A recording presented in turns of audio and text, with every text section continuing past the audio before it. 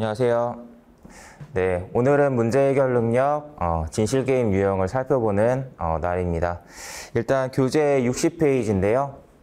진실게임이라고 나와 있죠. 사실은 뭐 문제를 좀 먼저 살펴보고 내용을 설명드리는 게 어떤 유형의 문제를 다루는지 조금 더 잘 아실 수 있을 것 같아서 저만 여기 화면을 좀 넘기면서 뒤에 있는 문제를 잠깐 보여드릴게요.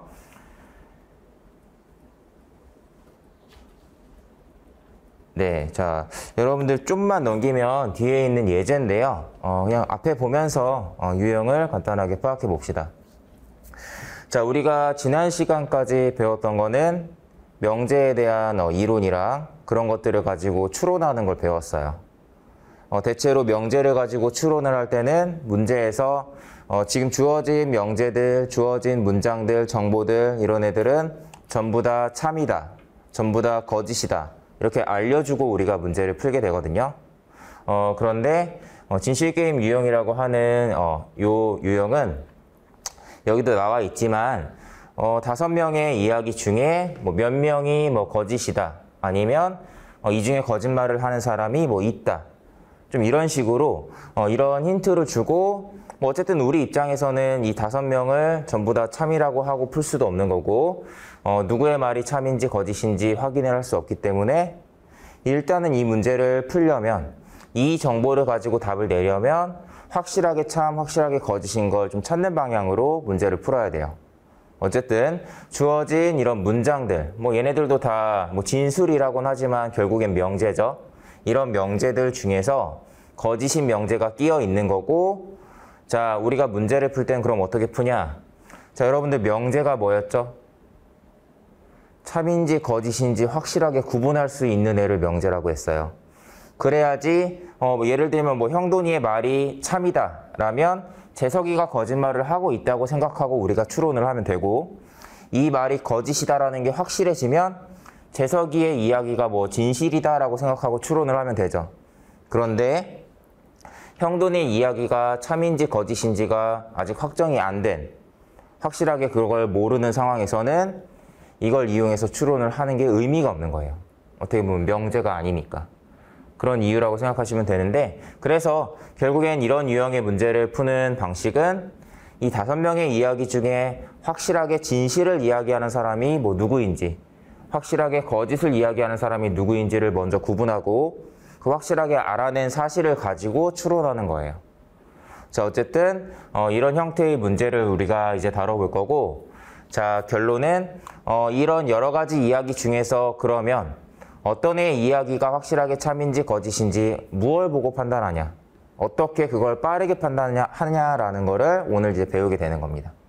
자, 다시 여러분들 60페이지 처음에 봤던 페이지로 돌아가서 설명을 이어가겠습니다. 자, 여기 나와 있는 내용 간단하게 읽으면서 필요한 내용만 한번 설명을 해볼게요. 자, 여러분들 방금 봤던 이 진실게임 유형, 그렇다고 해서 공식처럼 어떻게 푸냐, 어떻게 푼다 라는 방법이 딱 정해져 있는 건 아니거든요. 그 이유는 뭐냐면 문제에 주어진 상황, 그리고 조건 또는 어떤 명제, 진술이죠. 그런 거에 따라서 문제에 따라서 이런 정보가 다양하게 나오는데 어떤 애들이 이렇게 주어졌냐에 따라서 그때그때 좀 풀이 방법이 달라지는 경우가 있어요. 그러니까 여러분들이 뭐 한 가지 풀이 방법만 기억하고 있다면 이런 내용들이, 이런 디테일한 내용이 바뀌었을 때 적용을 못하는 경우가 있는 거죠. 그렇기 때문에 여러분들은 앞으로 문제를 푸실 때, 물론 제가 강조하면서 설명은 할 겁니다. 이런 상황이 나왔을 때, 이런 조건이 있을 때, 또는 이런 명제가 주어졌을 때는 어떤 식으로 풀어야 된다라는 얘기를 제가 해줄 거예요. 학습할 때도 그걸 구분하면서 학습을 해주셨으면 좋겠어요. 그리고 이 유형은 이제 뭐 미리 얘기하지만 여러 명의 이야기 중에 어떤 내용의 힌트를 얻어서 우리가 추론을 할 거냐, 이걸 골라내는 게 중요한 거지, 골라낸 이후에 이 사람의 말이 참이면 이런 뜻이니까 이렇게 되겠네 라는 걸 따지는 건 사실 크게 중요하지 않아요. 그건 정말 누구나 할 수 있는 거거든요. 그러니까 핵심은 누구의 이야기에서 내가 힌트를 얻을 거냐, 문제를 또 보고 내가 어떤 식으로 풀이를 시작할 거냐, 이 판단을 빨리 하는 게 핵심입니다. 자, 한번 볼게요. 자, 일단 여러분들이 뭔가 이론적으로 알고 있어야 되는 개념을 간단하게 설명드릴게요. 자, 여긴데, 자, 여러분들 명제들 중에서는 어떤 문장들 중에서는 동시에 참일 수 없고 동시에 거짓일 수 없는 뭐 그런 명제들이 있어요. 뭔가 이런 것들을 뭔가 유형에 따라서 뭐 모순이니 반대니 하는 것들로 이렇게 구분을 하고 그것들을 일단 정확하게 여러분들이 인식을 하고 있으셔야 됩니다. 자, 모순부터 한번 설명을 해볼게요. 자, 우리가 흔히 누구의 행동과 뭐 말과 행동이 뭐 모순된다. 뭐 그런 얘기도 하죠. 모순이라는 말은 우리가 자주 쓰는 한자어 중에 하나예요. 자, 그래서 조금은 익숙한 단어인데 우리가 일상생활에서 뭔가 모순된다, 모순이야 이렇게 얘기하는 그 모순이랑 논리학에서 얘기하는 모순이랑 약간 다릅니다. 그 다르다는 것도 정확하게 기억을 해야 되는데 일단 설명을 해볼게요. 자, 모순이란 동시에 동일한 진리치를 가질 수 없는 관계다라고 하는데 진리치라는 건 참이냐 거짓이냐라는 그 상태를 말해요. 어떤 문장이, 예를 들면 이 문장이 어떤 특정 상황에서 참이거나 거짓이겠죠. 그쵸? 두 문장이 어떤 특정 상황에서 각각 참이거나 거짓일 수 있는 거죠. 근데 모순이라는 거는 얘네가 동일한 진리치를 가질 수 없다. 둘 다 참이거나 둘 다 거짓이 될 수 없다라는 의미예요. 진리치라는 건 참이나 거짓 요 두 가지 상황을 말하는 겁니다. 자, 그래서 두 명제가 모순이라는 건 둘 중에 하나는 반드시 참이고 둘 중에 하나는 반드시 거짓이 되는 흑과 백, 뭐 동전의 양면처럼 딱 이렇게 이분되는 그런 애들을 말하는 거예요. 자, 그래서 어떤 애들이냐? 간단하게 예시를 설명드리면 명제 자체가 완전히 정반대의 상황을 얘기할 때 두 명제가 모순이에요. 자, 요 문장 A 또는 B가 뇌물을 받았다라는 걸 기호로 나타내면 이렇게 바꾼다고 해봅시다. 자, 여러분들 이 기호를 A 또는 B라는 이 기호를 이렇게 부정해버리면 어떻게 되죠? 이 문장 자체를 부정하면 바로 얘가 되죠.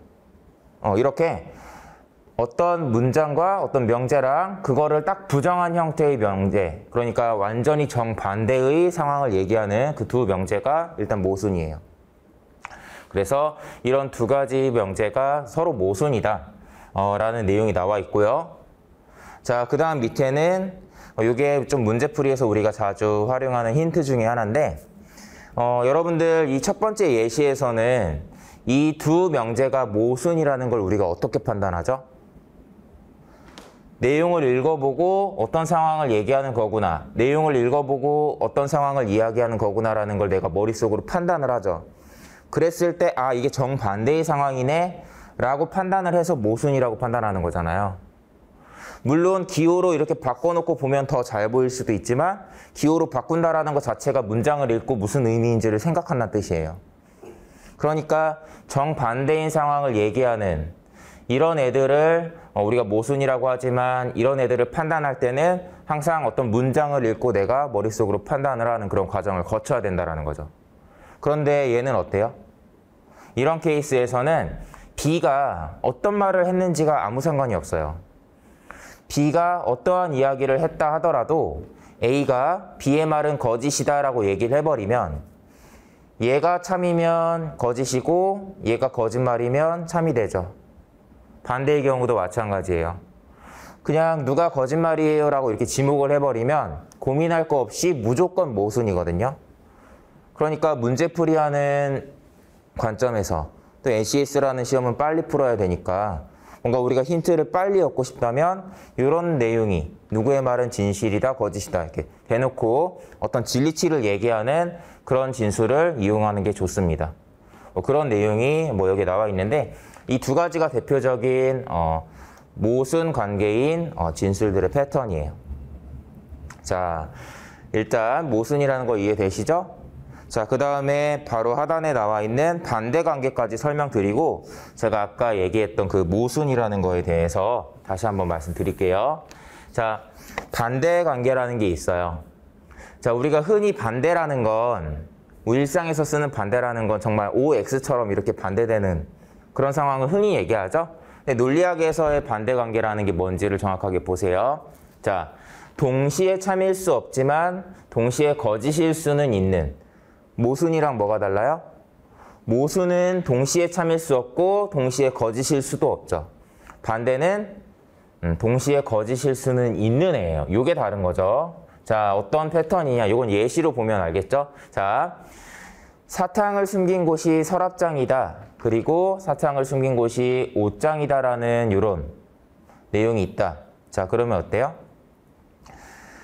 사탕을 어느 한 곳에 숨겼다고 했을 때 이 말이 참이 되면 얘는 당연히 거짓이 되죠. 말이 안 맞으니까.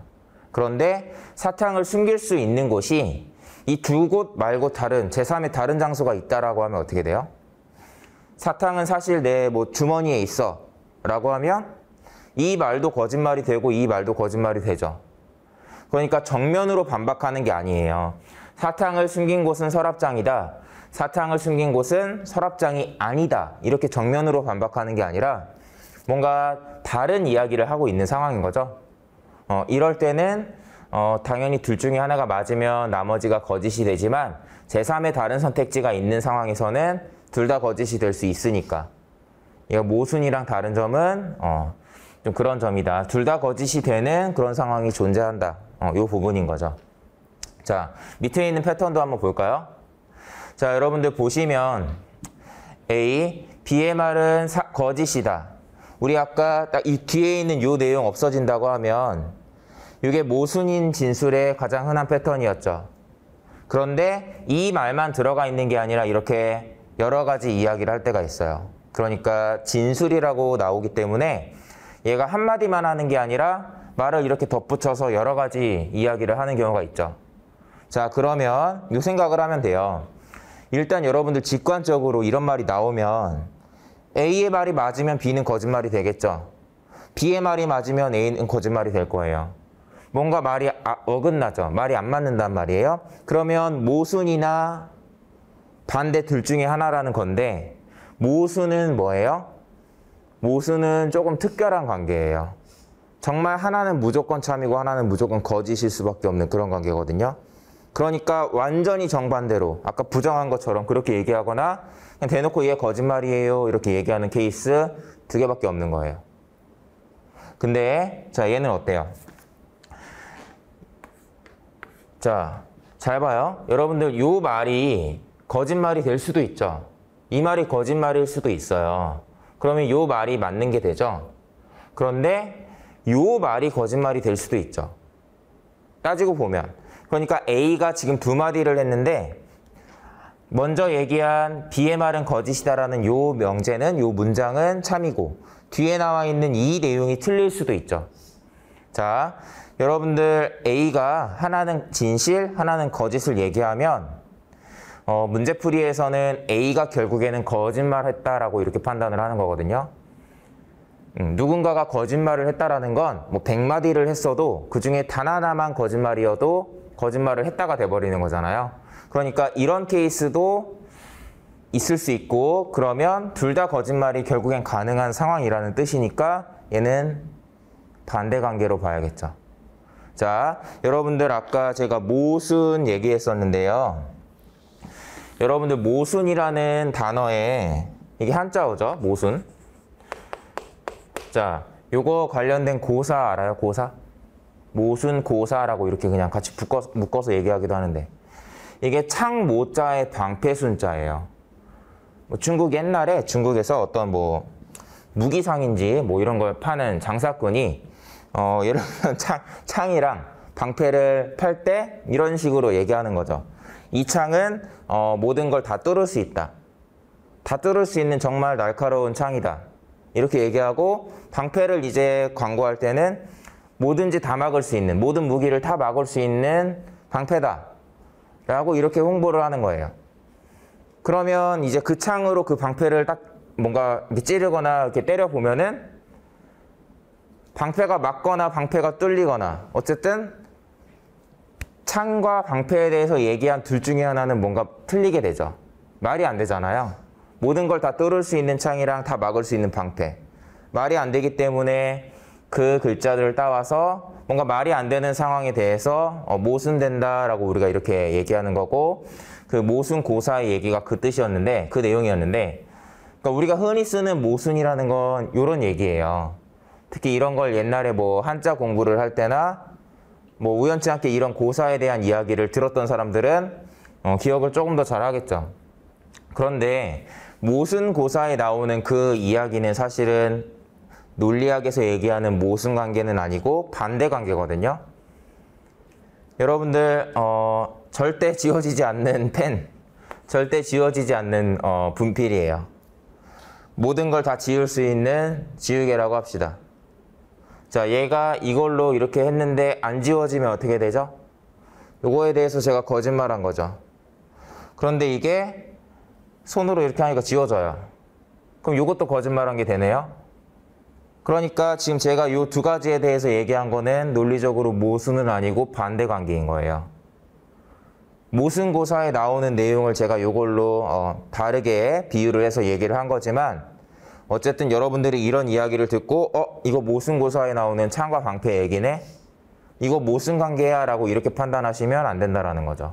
실제로 이런 형태의 문제가 출제가 되기도 했습니다. 다시 얘기하면 저희는 아무래도 뭐 P셋형이나 응용 모듈 유형들을 많이 다루고 있는데, 뭐 NCS 시험에서 물론 이거를 뭐 얘는 P셋이다 모듈이다 이렇게 확연하게 구분하기 애매한 부분이 있지만, 지금과 같은 요 내용 문제가 이런 식이에요. 다음의 이야기들 중에서 서로 모순관계인 진술들로 이루어진 것을 고르시오. 1번 이렇게 해놓고 두 이야기가 나와요. 2번 해놓고 두 진술이 나와요. 얘네들 중에 모순관계인 진술을 고르라 라고 이렇게 나와 있는데, 그 중에 요 모순고사랑 관련된 내용이 중간에 이렇게 들어가 있는 거죠. 그럼 사람들이 오답을 고르기 딱 좋게 그렇게 넣어 놓는 거예요. 그런 케이스로 기출된 적이 실제로 있습니다. 그러니까 그런 식으로 낼 수도 있어서 모순이라는 개념을 일단 정확하게 기억을 하고 있어야 돼요. 자, 그러니까 정리하면 모순고사에 나오는 내용은 사실은 반대관계다 라는 거, 그걸 기억을 하세요. 자, 어쨌든 이런 반대관계라는 게 있다 라는 거고, 그 다음으로 넘어가겠습니다.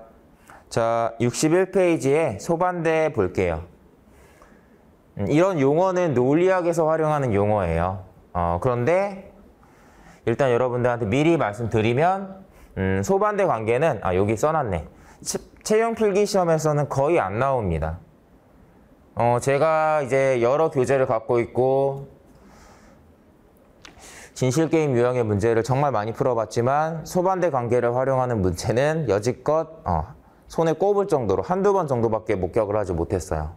대체로 활용을 거의 안 하는 편이고, 다만 소반대 관계를 활용하는 문제의 예시를 제가 연습 문제에 하나는 넣어놨거든요.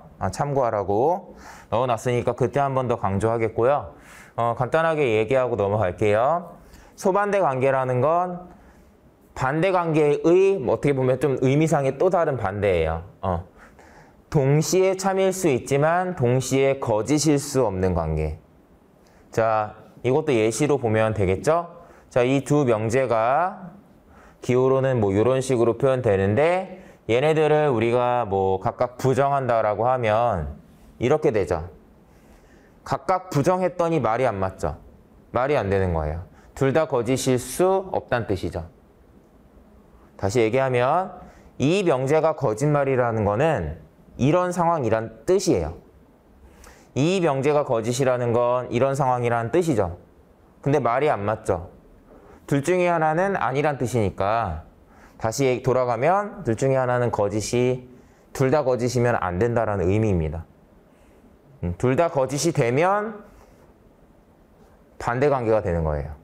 둘 다 부정을 했을 때 반대관계가 되는 애들이 소반대예요. 다만 문제풀이에는 잘 안 나오니까 간단하게만 얘기하고 넘어가요. 그 아래 볼게요. 기타라고 이렇게 해놓은 부분은 뭐냐면 문제풀이에서 우리가 조금 힌트로 이렇게 활용할 수 있는 애들인데, 뭔가 논리학에서 구분하는 모순, 반대, 소반대 뭐 이런 식으로만 딱 나뉘는 애들은 아닌 애들. 자, 보겠습니다. 첫 번째는 모순관계랑 비슷한 거예요. 누구의 말은 진실이다라고 이렇게 얘기를 해버리면 둘 다 참이거나 둘 다 거짓인 그런 상황이고, 그 다음에 두 번째, 자, 문제풀이에서 이렇게 가언명제가 나올 때가 있어요. 여러분들 가언명제는 어떤 개념이 가장 중요하죠? 가언명제는 문제 풀 때 10중 8구 대우명제라는 개념을 활용을 한단 말이에요. 진실게임 문제를 풀 때도 또는 이런 형태의 명제가 나중에 조건추리라는 유형에서도 나와요. 가언명제네 대우명제라는 걸 머릿속에 바로 생각을 해야 돼요. 자, 얘네 둘은 서로 대우명제죠?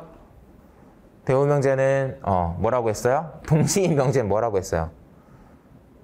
진리치가 같은 애들을 동치라고 한다 그랬잖아요. 참과 거짓이 일치하는 애들. 그러니까 이런 애들도 기억을 하고 있어야 되고, 그 다음 요 밑에 있는 거 두 개 한 번 더 설명하겠습니다. 일단은 이런 패턴이 있다라는 것 정도 머릿속으로만 기억하고 지금은 얘를 암기하려고 하지 마요. 나중에 우리가 연습 문제를 충분히 풀고 와서 다시 한번 보면은 그때 조금 더 이런 애들이 결국에 힌트로 활용이 됐었지 라는 느낌을 받으실 수 있을 거예요. 자, 봅니다. 요거. 자, A가 B의 말이 진실이고 뭐 이런 말을 덧붙인 다음에 B도 어떤 이야기를 했죠. 뭐 당연한 얘기지만 A가 진실이면 B도 진실이 되는 거고, B가 거짓이면 A의 이야기가 거짓이 되는 거죠. 그러니까 이런 말이 들어가 버리면 얘가 참이냐 거짓이냐에 따라서 뭔가 얘도 영향을 받고, 얘가 참이냐 거짓이냐를 뭐 알게 되면은 얘도 뭔가 결정이 되는 부분이 있다라는 거예요. 항상 그런 건 아니지만. 자, 이런 패턴도 기억해 두시고요. 이런 거. 자, 여러분들 여기에서 이렇게 뭐 이 앞의 내용보다는 이 뒤의 내용에 집중하시면 돼요. 어떤 애들이 이야기를 하는데 동일한 내용이 이렇게 들어가 있는 경우가 있어요. 그러면 이 내용이 맞다면 둘 다 맞는 거고, 이 내용이 만약에 틀린 내용이다라고 하면 당연히 둘 다 틀린 거잖아요. 그러니까 이런 걸 어떻게 활용하냐면 문제에서 지금 여러 명의 이야기들 중에서 거짓을 얘기하는 사람이 예를 들면 뭐 한 명이다. 지금 거짓말하는 사람 한 명이야 라는 힌트를 줬을 때, 그러면 이 둘 중에 거짓말하는 사람이 있을 수도 있지만 일단은 이 내용은 무조건 맞구나. 왜냐하면 이 내용이 틀려버리면 둘 다 거짓말한 게 돼버리니까. 그렇게 판단을 할 수 있겠죠? 그래서 우리가 이런 애들을 또 문제풀이에 활용할 수 있어요. 자, 연습 문제를 오늘은 조금 많이 풀어볼 계획인데, 문제 풀면서 제가 이렇게 지금 보여드렸던 이런 패턴들을 어떻게 활용하는지를 잘 참고하시면 될 것 같습니다. 자, 한 페이지 넘어가요. 자, 여기 나와 있는 기본 예제는 저희가 지금 뭐 같이 풀고 넘어가진 않을 거예요. 다만 뭐냐면 일부러 되게 어렵게 했어요. 왜냐하면 실제 시험에서는 진술이 나와봤자 4개만 나오거나 5개 나오는 이 정도일 거예요. 이렇게 10개의 문장을 다 보면서 풀 리는 없지만 그냥 우리가 연습하는 차원에서 여러분들이 여기 나와 있는 이 10개의 문장을 보면서 이 말이랑 이 말은 모순인데 이 말이랑 이 말은 뭐 반대인데 이런 것들을 한번 체크해 보라는 거예요. 찾는 연습을 하는 문제인 거고 뭐 시간을 잰다거나 이런 건 의미가 없죠. 그냥 따지고 보면은 이런 거랑 모순이고 반대구나 또는 일치관계구나 라는 것들을 따져보는 건데 이걸 한번 해보시면 아시겠지만 자 예를 들면 여러분들 5번에 나와 있는 이 명제는 1번이 거짓이라고 하죠. 1번 명제의 내용을 보지 않아도 얘랑 모순인 거예요. 그래서 제가 아까 얘기했지만 이런 형태 대놓고 누구는 거짓이야 얘기하면 바로 모순관계를 알 수 있는 이런 애들을 문제풀이에서 잘 활용하라고 했고요. 얘도 마찬가지죠. 4번이랑 10번은 진리치가 동일한 거예요. 참과 거짓 이런 게 동일합니다. 자 그리고 1번이랑 여러분들 2번은 어때요? 1번이랑 2번. 자 보시면 C는 강좌를 맡지 않는다고 했는데 얘는 강좌를 어떤 걸 담당하고 있다고 얘기하죠? 말이 안 맞아요. 다만 다른 내용도 많이 엮여 있고 C가 정수론이 아닌 다른 강의를 담당할 수도 있으니까 둘 다 거짓말이 될 수도 있겠죠? 말이 뭔가 안 맞지만 두 마디 이상 이렇게 붙어 있으면 그냥 항상 반대라고 생각하면 돼요. 모순이라는 게 정말 특별한 거고 대체로 말이 안 맞으면 반대일 가능성이 높은데 보시면 아시겠죠? 자, 말이 안 맞는 내용이 있는데 다른 말이 덧붙여져 있으면 얘네들 때문에 다 거짓말이 될 수도 있는 거예요. 그러니까 반대관계라고 이렇게 판단하는데 지금과 같은 건 어때요? 어쨌든 내용을 읽고 판단을 해야 되죠. 그러니까 아무렴 요런 애들보다는 조금은 활용도가 떨어지는데 그 다음 한번 볼게요. 자, 여러분들 1번이랑 2번만 딱 비교해봐도 알지만 이 두 개의 이야기가 서로 뭔가 말이 안 맞는다라는 걸 결국엔 우리가 뭘 보고 판단하죠? 결국에는 이걸 가지고 지금 판단을 한 건데 뭐예요? 동일한 대상에 대한 이야기예요. 동일한 대상에 대한 이야기가 아니면 걔네들의 이야기가 서로 일치하는지 그렇지 않은지를 판단하는 게 까다로워요. 물론 상황에 따라서 동일한 대상에 대한 이야기가 아니라도 상황에 따라서 모순이나 반대관계가 될 수도 있어요. 예를 들면 여러분들 그 냉장고에 제가 냉동실에 몰래 먹으려고 나 혼자 먹으려고 아이스크림을 넣어놨어. 근데 그 냉동실에 있는 아이스크림을 꺼내 먹을 수 있는 사람은 나 그리고 뭐 엄마 아빠 이렇게 셋밖에 없다고 생각해봐요. 나는 아니야 일단. 엄마 아빠한테 이제 물어보지. 내 아이스크림 누가 먹었어? 얘기하는데 엄마가 뭐라고 해요? 나 아니야. 엄마가 나 아니야라고 얘기해. 그 아빠는 뭐라고 해요? 아빠도 나도 아니야. 아빠도 내가 아니래. 그럼 둘 다 지금 그냥 자기가 아니라고 부인만 한 거죠. 동일한 대상에 대해서 이야기한 것도 아니에요. 하지만 문제에 주어진 상황이 어때요? 문제에 주어진 상황이 지금 엄마가 아니면 아빠가 먹었거든요. 그러니까 둘 중에 하나는 무조건 참이고 둘 중에 하나는 거짓일 수밖에 없죠. 그러니까 상황에 따라서 모순이 돼버린 거예요. 이런 문장은.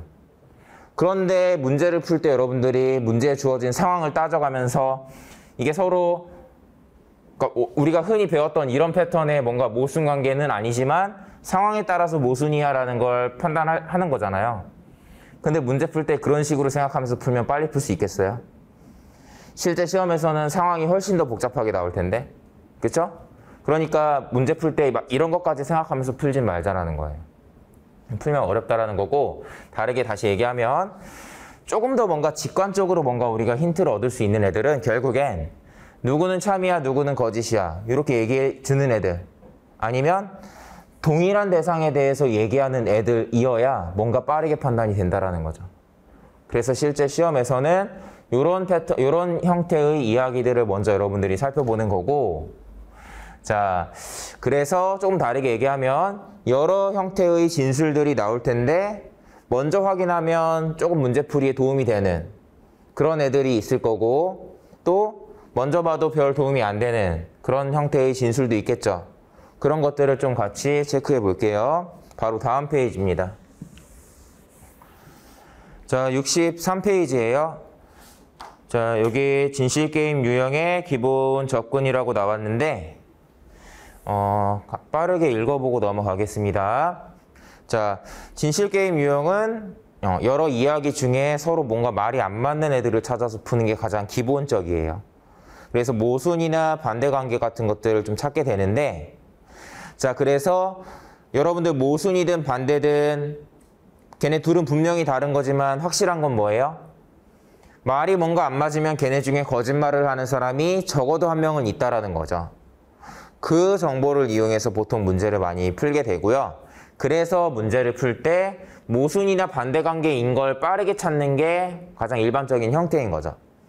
자, 그러면 우리가 어떤 명제를 볼 때 좀 선순위로 좀 빠르게 확인해야 될 명제가 있다면 그런 애들이 뭐냐?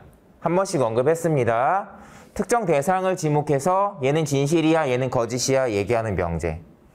진실이야 라고 얘기하면 둘 다 참이거나 둘 다 거짓말이겠죠? 거짓이야 라고 얘기하면 모순일 거예요. 다만 기억해야 돼요. 두 마디 이상을 하는 게 아니라 그냥 딱 이 얘기만 한 거예요. 얘는 참이야, 얘는 거짓이야. 두 마디 이상이 붙으면, 물론 두 마디 이상이 붙으면 그걸 또 이용할 수도 있겠지만 모수는 아니니까, 또는 일치는 아니니까 좀 그거 구분할 필요가 있고요. 자, 그 다음 두 번째. 동일한 대상에 대해서 이야기하는 명제. 아까 얘기했죠? 같은 대상에 대한 이야기여야지 뭔가 말이 안 맞는 걸 파악하기 쉽다고요. 철수는 서울에 살아요 라는 말이랑 영희는 경기도에 살아요. 다른 대상에 대해서 이렇게 얘기하는 거는 상황을 따지지 않는 이상 뭔가 말이 안 맞는다라는 걸 파악하기가 어려워요. 자, 그쵸? 근데 동일한 대상에 대한 이야기. 철수는 서울에 살아요. 철수는 뭐 대전에 살아요. 이렇게 얘기하면 말이 안 맞는다라는 게 바로 보이죠? 동일한 대상에 대한 이야기에 조금 초점을 맞추시고요.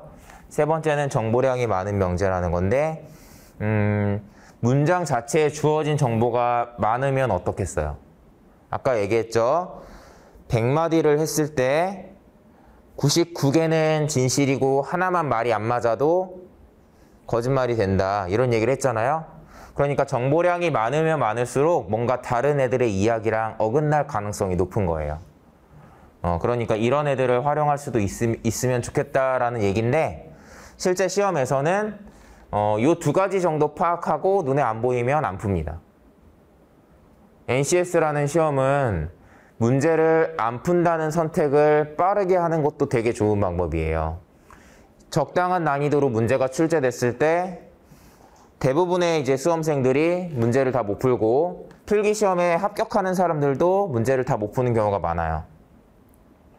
다만 필기시험에 합격하는 사람들은 뭐 물론 정답률도 높겠지만 주어진 시간을 잘 활용하겠죠. 그러니까 어떤 문제를 우리가 풀었을 때 맞히면 뭐 가장 좋은 거고 풀었는데 틀리면 시간을 버리는 게 되는 거예요. 안 풀면 다른 문제를 풀면 되잖아요. 좀 그런 관점에서 진실게임 유형은 사실 난이도를 어렵게 이제 맞추고 싶다라면 정말 꼬아서 어렵게 낼 수도 있거든요. 그렇기 때문에 일반적으로는 이 두 가지가 안 보이면 보통의 뭐 학생들한테는 저는 풀지 마라 라는 얘기를 많이 합니다.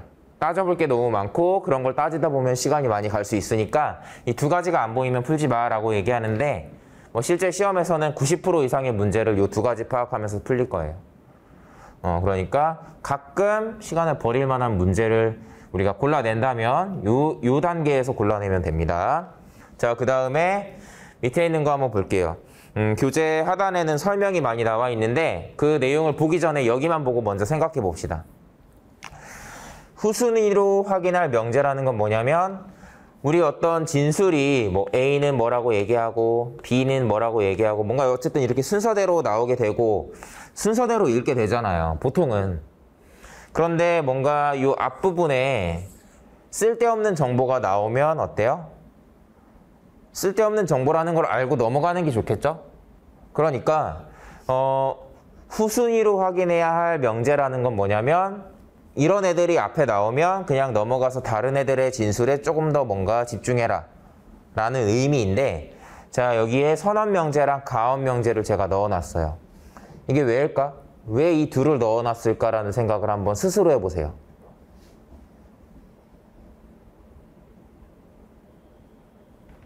자, 선언명제는 뭐예요? A 또는 B잖아요. 여러분들 A 또는 B라는 이 명제가 참이되는 상황이 어떤 상황이죠? 이 명제가 참이되는 상황은 A이고 B는 아닌 이런 상황에서도 참이에요. 또는 정반대로 A가 아니고 B만 맞는 이런 상황도 참이고 둘 다 맞는 상황도 당연히 참입니다. 자, 여러분들 이 명제가 참이에요. 우리가 아는 건 이런 게 아니라 일단 요거. 우리가 알 수 있는 건 이 명제가 참이다라는 걸 알 수 있어요. 뭐 알았다고 치거나 아니면 우리가 어떤 문장을 볼 때 처음부터 이 말은 거짓말일 거야 라고 생각하면서 보는 게 아니죠. 사람이 어떤 문장을 읽고 그 문장의 내용을 인식하는 건 그 말 그대로를 받아들이는 거기 때문에 이런 형태의 명제가 나왔을 때 우리가 그럼 이 명제랑 뭔가 말이 안 맞는 애들을 찾는다라고 이렇게 접근을 하겠죠. 그런데 어때요? 이 명제가 설령 참이라고 해도 A인지 not A인지 B인지 not B인지 이런 게 정해지지가 않는단 말이에요. 이 말이 참이어도 이 내용이 맞을 수도 있고 틀릴 수도 있고 맞을 수도 있고 틀릴 수도 있어요. 각각을 보면. 그러니까 뭔가 이거랑 예를 들면 어떤 문장에서 A는 아니야 라는 이런 내용이 있어도 눈으로 봤을 때는 뭔가 말이 다르게 나와 있지만 얘네가 뭐 반대관계 이런 게 아니란 말이에요. 둘 다 참일 수가 있죠. 그러니까 문제풀이에서는 뭔가 활용할 여지가 좀 적은 거예요. 자, 그러니까 이런 애들을 봤을 때는 그냥 일반적으로는 그냥 일단 넘어가서 다른 애들부터 한번 봐라. 약간 이런 의미고, 가언명제도 같은 이유예요. 가언명제도 같은 이유인데 사실 여러분들이 지금 단계까지 왔으면 가언명제랑 선언명제가 사실상 같은 애라는 거를 알고 있겠죠? 가언명제는 언제든 선언명제로 이렇게 바꿀 수 있는 애잖아요. 그러니까 선언명제에 대해서 설명한 요 내용이 가언명제에도 똑같이 적용되는 거라고 보시면 돼요. 이 말이 설령 참이라고 해도 P인지 not P인지 Q인지 not Q인지 확신할 수 있는 건 하나도 없어요. 그렇기 때문에 문제풀이에 직관적으로 활용하기가 어렵죠. 그 얘기가 여러분들 지금 보고 계시는 페이지 하단에 자세히 쓰여 있으니까 여러분들이 문제풀이에 잘 활용하실 수 있으면 좋겠습니다. 자, 64페이지 예제 가볼게요. 자, 제가 이 예제를 한번 풀어보겠습니다. 가장 일반적인 정석적인 접근 방법으로 일단 풀어볼게요. 진실게임 문제를 푸는 방식이 다양하게 있는데 일단은 가장 정석적인 방법으로 접근을 해볼 거고 여러분들은 그 푸는 과정, 사고 과정을 잘 참고하시면 되겠습니다. 자, 봅니다. 제가 문제를 봐요. 자, 문제를 딱 봤을 때 제일 먼저 눈에 들어오는 건 한 사람만 거짓이다라는 이 내용이에요. 일단 다행히 이 중에 거짓말하는 사람이 한 명이고 그게 누구인지 찾는 문제구나라는 게 보이죠. 그 다음에 재석이의 이야기를 봤을 때 가언명제라는 게 보이죠. 대우명제라는 걸 활용할 수 있겠다라는 생각도 하지만 진실게임 문제에서는 이런 형태의 진술은 나중에 확인하는 게 좋다라는 것도 제가 알고 있기 때문에 이걸 가지고 굳이 뭔가 말이 안 맞는 거나 말이 맞는 걸 찾는다는 생각 자체를 하지 않는 거예요. 가언명제네. 일단 넘어가자. 자, 그러면 자연스럽게 명수의 이야기가 보이겠죠? 준하는 거짓말을 하지 않아. 준하는 진실이야 라는 뜻이에요. 이런 패턴이면 명수랑 준하는 뭐예요? 저는 이런 걸 그냥 사실 이렇게 진리치가 동일한 애들을 논리적으로 동치라고 얘기하는데 저는 그냥 문제 풀 때는 그냥 얘네들은 삼거짓 여부가 일치한다. 일치관계다라고 이렇게 이야기는 하거든요. 어쨌든 얘네들은 서로 논리적으로 동치예요. 준하랑 명수는. 그 말은 우리가 이제 참 거짓을 여러분들 5명 중에 4명이 참이고 1명이 거짓이죠. 4명이 참이고 1명이 거짓인 이런 상황인데 논리적으로 동치라는 건 어쨌든 2명이 참이거나 둘 다 거짓말이거나 이런 상황을 말하는 거겠죠. 여기가 참이고 여기가 거짓의 개수를 쓴 거예요. 제가 이런 걸 말하는 걸 텐데 문제에서 애초에 4명이 참이고 1명이 거짓이라고 했으니까 이런 건 불가능하죠. 둘 다 거짓이면 안 되잖아요. 그러니까 둘 다 참이구나. 그러니까 이런 말을 보면 얘랑 얘는 둘 다 진실이야 라는 게 그냥 바로 보이는 거예요. 다만 어때요? 준하의 말이 지금 진실이라는 걸 알아도 어떻죠? 활용할 수 없어요. 가언명제이기 때문에. 나중에 활용을 할 여지는 있겠지만 어쨌든 이렇게 판단하고요. 자, 그 다음에 형돈이의 이야기 보시면 어때요? 자, 대표적인 모순관계의 패턴이라고 했습니다. 형돈이랑 재석이가 모순이에요. 그 얘기는 형돈이랑 재석이는 서로 모순관계니까 둘 중에 1명이 참이거나 1명이 거짓이겠죠. 반드시 한 명은 참이고 반드시 한 명은 거짓이에요. 그 말은 어떤 의미죠? 지금 이 문제에서 얘기하는 그 거짓말하는 사람 한 명이 얘네 둘 중에 한 명이란 뜻이에요. 이게 바로 파악이 되니까 여러분들이 이걸로부터 알 수 있는 게 뭐예요? 물론 미리 명수에 대해서 우리가 봤기 때문에 알아낸 것도 있었지만 이 둘 중에 한 명이 거짓말이면 나머지, 그러니까 명수, 준하, 그리고 아직 확인하지 않았던 이 하하, 이 세 명은 반드시 참일 수밖에 없다. 이거를 우리가 이제 알아낸 거죠. 자, 그러면 이걸 바탕으로 이제 뭔가 다시 내용을 보는 거예요. 왜? 이제는 확실하게 참인 애들이 누군지 알았으니까 이 정보를 이용해야겠죠. 자, 그래서 이제 이 정보까지 알아냈으면 이제 따져볼 수 있는 게 여기에서는 재석이의 이야기가, 여러분들 재석이 한번 보세요. 재석이의 이야기가 명수가 참이면 하하의 말은 거짓이야 라고 이렇게 얘기하고 있는데 실제로 명수가 참이다 라는 걸 알았으니까 재석이의 말대로라면 하하는 거짓말이어야 되는데 실제로는 그렇지 않죠? 그러니까 이미 알고 있는 우리가 이 사실이 재석이의 이야기가 거짓말이라는 걸 알려주기 때문에 재석이가 그러면 결국엔 거짓말이구나라고 판단해서 답을 낼 수 있는 문제인 거였습니다. 자, 이런 과정인데 실제로 조금만 더 뭔가 영리하게 푼다면 어떻게 풀겠어요? 거짓말이 한 명 있네? 그러면 모순이나 반대를 내가 하나만 찾아내면 나머지는 다 나머지는 다 진실이 되는구나라고 판단하죠. 그러니까 사실은 명제를 싹 훑어봤을 때 얘가 딱 눈에 띄면 바로 문제풀이가 이렇게 이어지는 거예요. 중요한 건 이런 걸 안 했으면 좋겠다는 거예요. 재석이의 이야기를 보고 여러분들이 예를 들면 재석이의 이야기를 보고 이게 뭔가 다른데? 이런 생각하느라고 시간을 낭비하지 않았으면 좋겠어요. 이거 다르지만 아무런 의미가 없거든요. 달라도 돼요.